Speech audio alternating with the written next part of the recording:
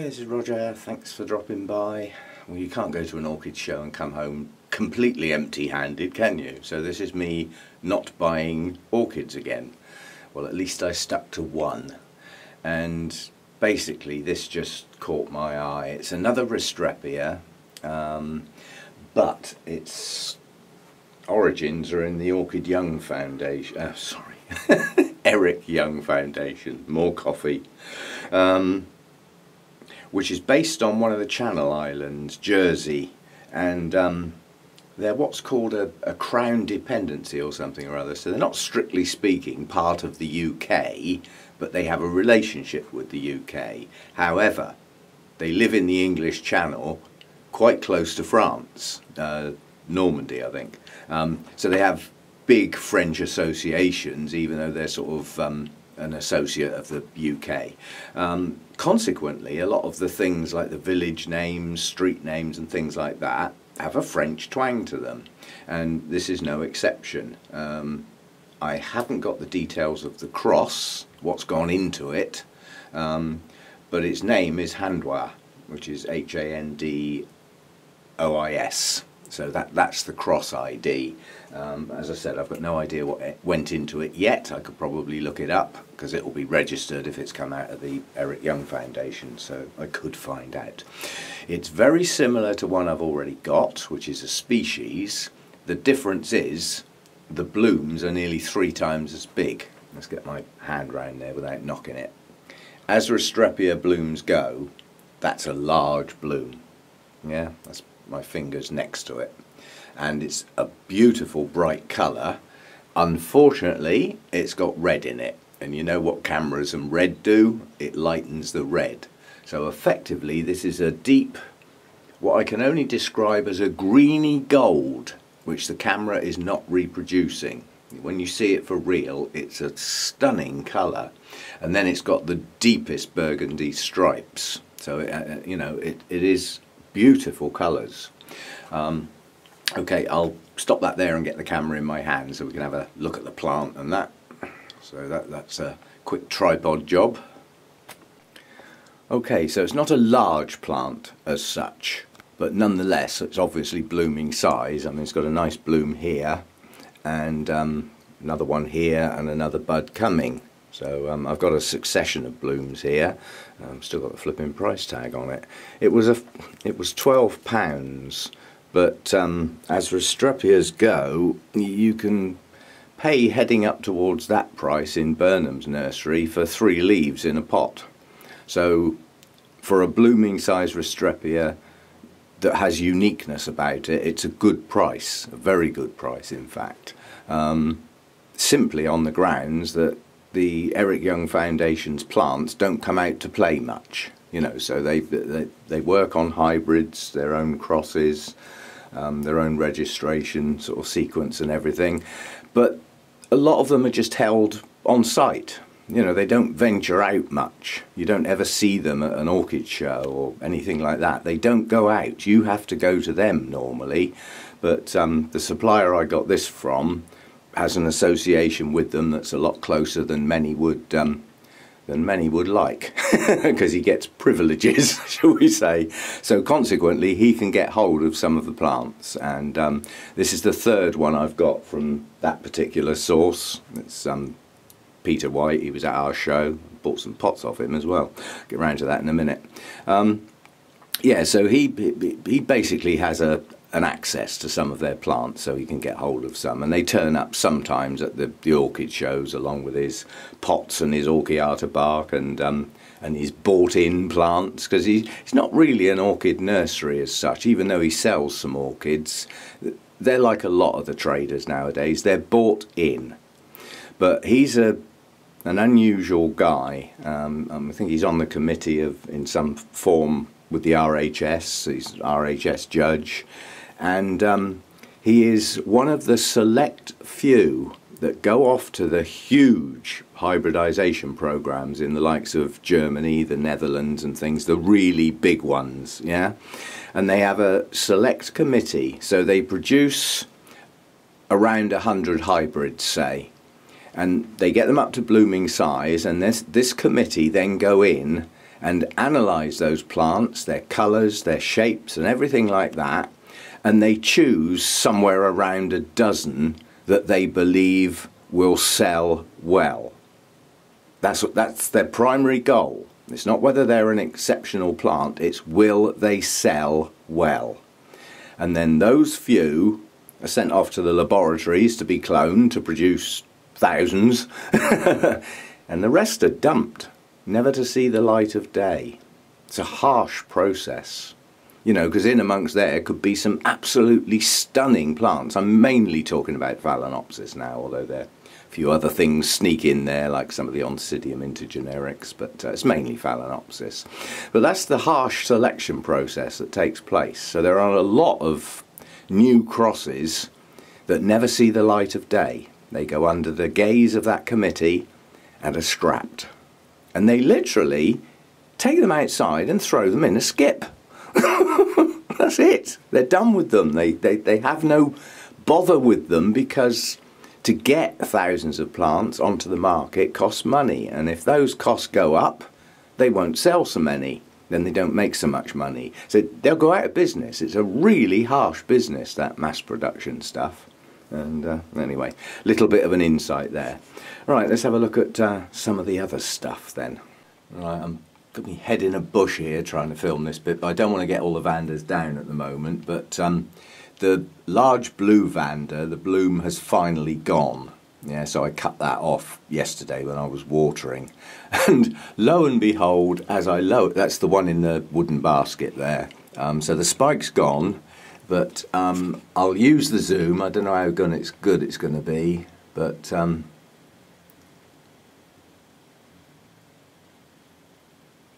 there, we have another spike. And I only noticed that yesterday. I got the plant down, chucked it in the bucket, and I thought, no, those blooms have had it now. The actual stem was showing the straw colour. So it had lost its green, so it was obviously dying back. So I thought, well, we'll take the spike off and see how many more leaves we can grow this year before the season drops right off. And lo and behold, there's another spike. So we will be getting some more of those blooms.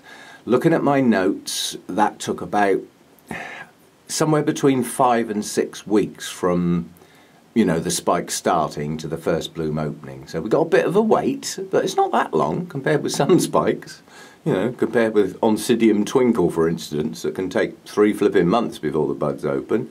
And this is a thank you to somebody's idea that is so flipping simple, but it's working. So far, so good. Hang on, I'll have to move. I have to put my head in a different bush. I need a different angle. That's the large white Vanda up there. And yes, those are clothes pegs on the spike. If you remember the discussion I had about this thing, it outstays its welcome on the grounds that the spike goes vertical and is quite large. You know, you're looking at sort of 14 to 18 inches long from the top of the plant to the highest bloom, which means the plant has to drop down that amount. So somebody suggested, why don't you try and train the spike out sideways? And I thought, well, yeah, on those big, thick, chunky Vanda spikes, you bend them a fraction too much and you'll hear that awful click sound as it snaps. You know, they look quite strong, but they have a limit to how much you can bend them. And then Lynn from down under actually said, well, why don't you put a couple of pegs on there and just weigh it down a bit and it'll train itself then. So yeah, I got a couple of clothes pegs, and you know, they're not pinching that spike, they're just placed around it. The spring on the peg is holding the peg on there, but the hole that the spike goes through, the pegs are loose basically, they're not pinching, so it's just their weight, and it's pulled that spike over in 2 days. And I'll leave them there in case it decides to straighten up, basically. I mean, if it has a tendency to grow vertical and I take the pegs off, it might just spring back again. So I'm just going to leave them there. I mean, once the buds start to form, the sheer weight of the buds and then the subsequent blooms would hold that spike down anyway. But until then, we have clothes pegs on our Vanderspike. It's such a simple idea, isn't it? You know, I thought about putting a wire on there and gently twisting a wire around and then trying to... and mucking about and danger zones there. There's so many points at doing that sort of thing where that flipping spike could have snapped. Whereas that was just so easy to do and it's working. You know, sometimes you can think, keep things simple and not get complicated. So, thank you, Lynn. Brilliant idea. It did take two. One of them didn't hack it. Originally there were 3 on there, but the other one didn't have such a big hole through the middle and it was pinching slightly. So I'm managing with those 2, not encroaching on the spike and just bending it gently, and it's working. You know, I don't normally use my zoom in here because normally I can get to things, but I don't want to get that plant down. That's the Psychopsis that was in serious trouble, you know, virtually no roots left, that I repotted recently, and the telltale sign whether the plant is hydrated is whether it can support its developing bud, because if it can't, the bud will blast. The spike doesn't die. You'd be in serious trouble if the spike dies. There is only one at the moment. But anyway, that bud is seriously showing its colour and its size. So when that bud opens, it looks like it's going to be full size, which means the plant is on the mend. As I say, I'm not digging it out. It's right in the middle of that jungle. Oh, let me zoom out again. Otherwise we'll look at one leaf instead of many. The other Psychopsis bloom has opened full size. It's got its correct colours. Its antennae are sound, because last time they didn't open properly. So that is a fully formed bloom this time round. And that Psychopsis has actually got roots, visible roots, pushing out nicely. And it's well on the mend, that one. I have no more worries about that plant. So that's actually the alba form of the species Papilio. So that's Psychopsis papilio. And that huge bud and plant buried in there is Psychopsis Mendenhall Hildos. And I'm going to stop saying that it depends where you read that, because I've actually looked that up now, and that is the way round it is supposed to be. It is Psychopsis Mendenhall variety Hildos. So notes amended accordingly. Now there are some other bits and bobs going on in here. There's one of my Phalaenopsis type dendrobiums has got a spike, but I don't know which one it is, and they're all over the place, so I'm not going to look for it. But this thing, the plant's down there, and it goes all up in there because it has to rest, because this really long cane that it's just grown now makes it lopsided, so it tends to tip. But that's my Victoria Reginae, and it has a pretty good kiki on it. That's not bad at all. Would have preferred a flipping bloom, you. Still not bloomed, this one. But then I haven't had it long, you know. But that's a good kiki. So that's a new plant coming on for somebody one day, sometime. Perhaps. Right, other bits and pieces. What was I going to do? Where did I put them, more importantly? Oh yeah, I got some pots from Peter White again. It's the size that's been missing.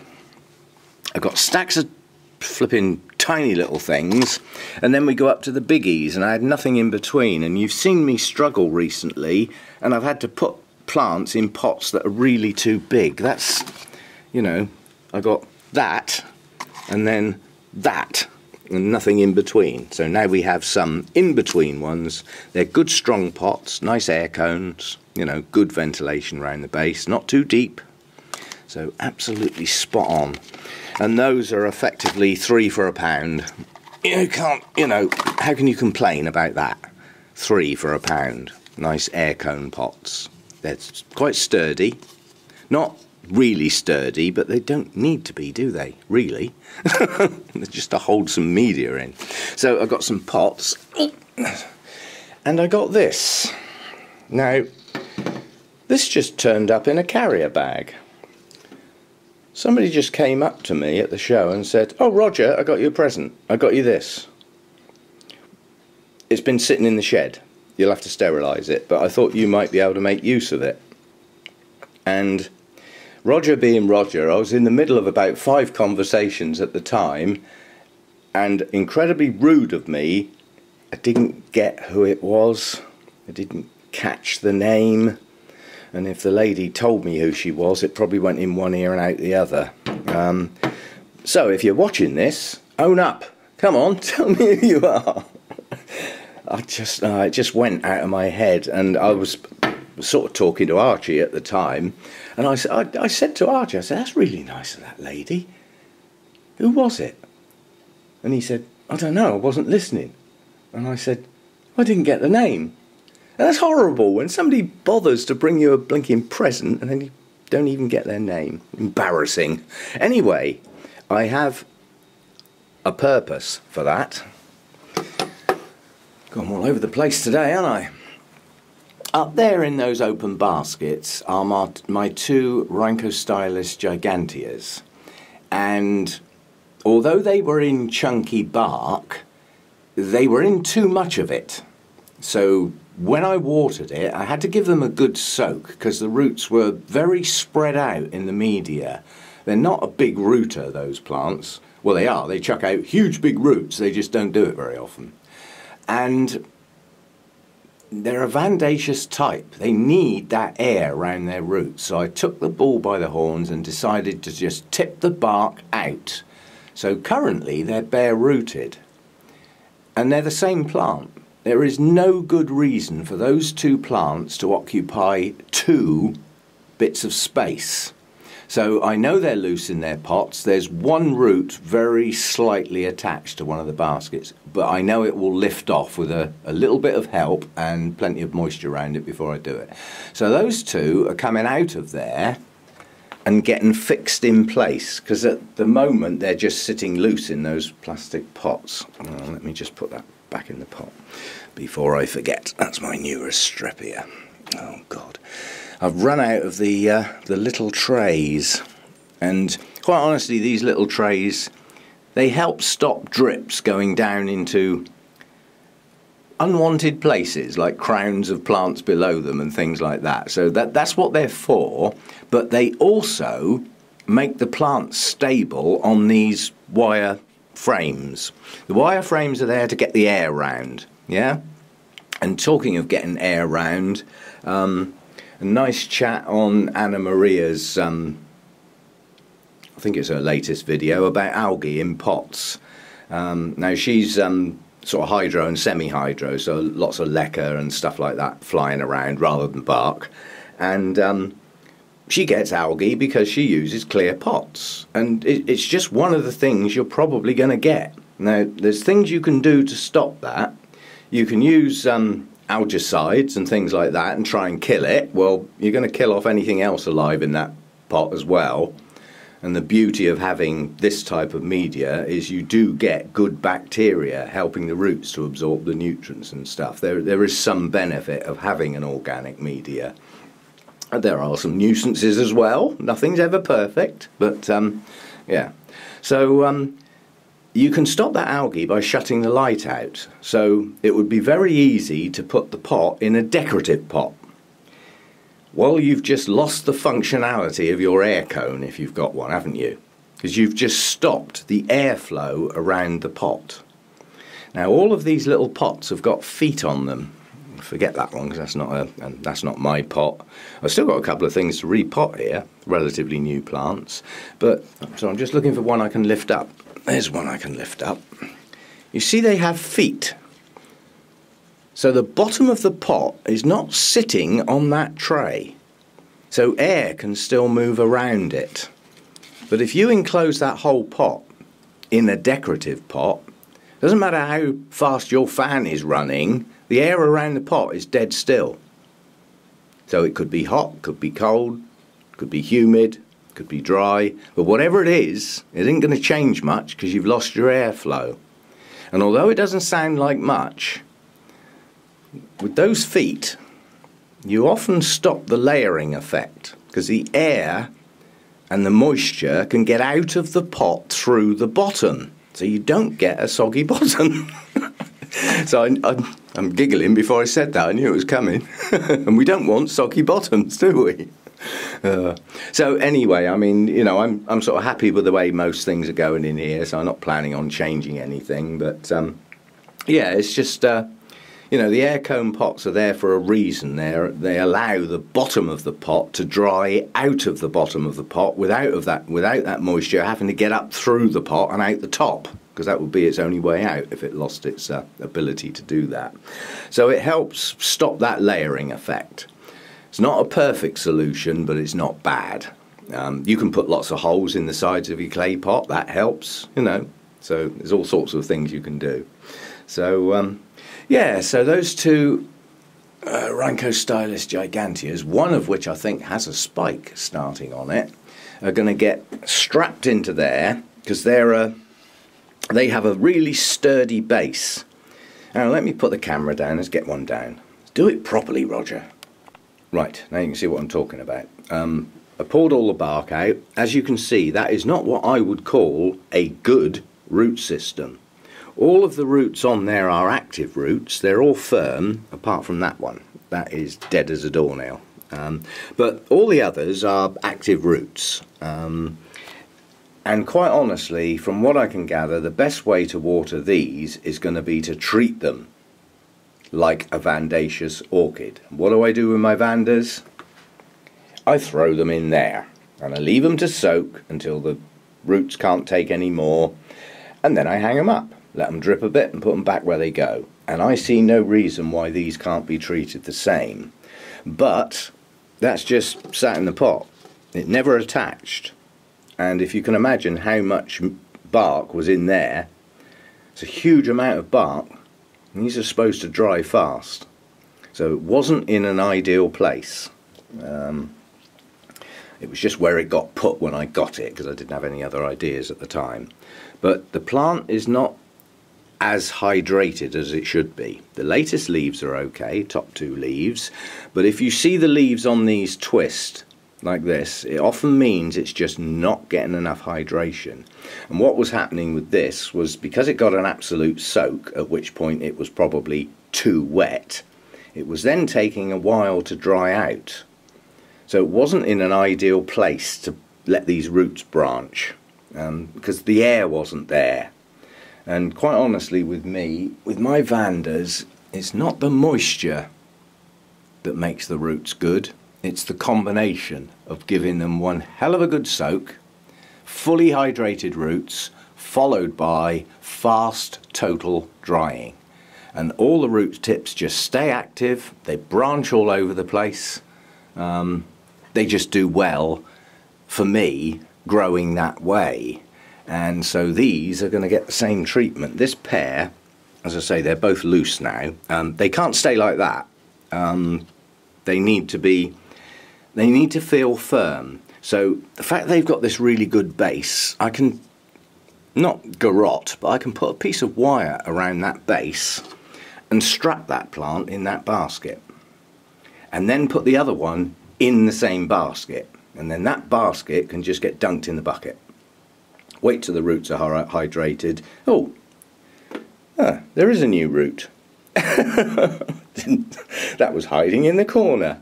So yeah, so what that root actually is a root that stopped growing and now it's decided to start again.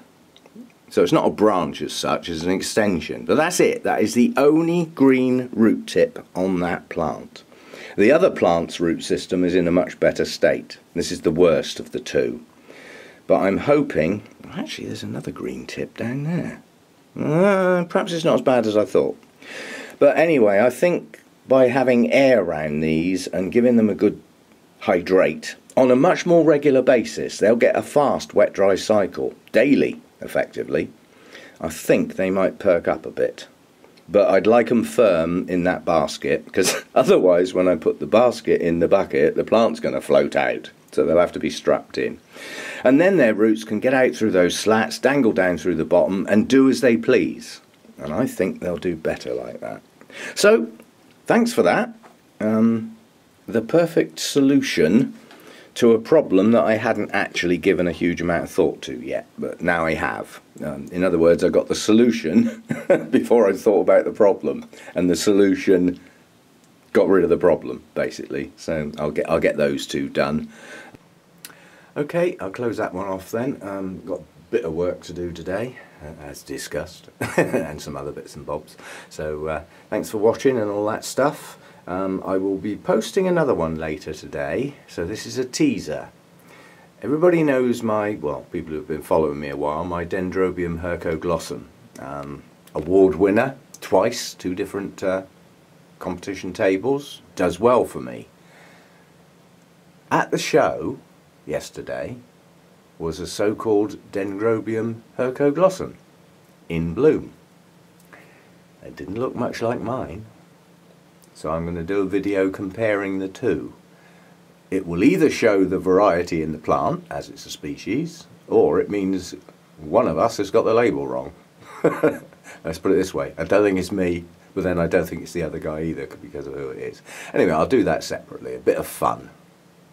See you again.